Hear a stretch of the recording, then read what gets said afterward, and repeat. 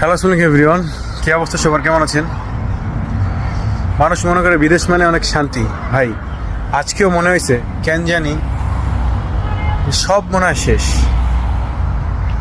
বিশেষ বিশেষ করবেন না, এই জর্ডানের মাটিতে পুরো ফাঁকা। আমি আজকে পুরো ফাঁকা, নট আজকে, ইদানিং পুরো ফাঁকা। এত খারাপ অবস্থা যাচ্ছে, তারপরও না স্বপ্ন দেখা বন্ধ করিনি।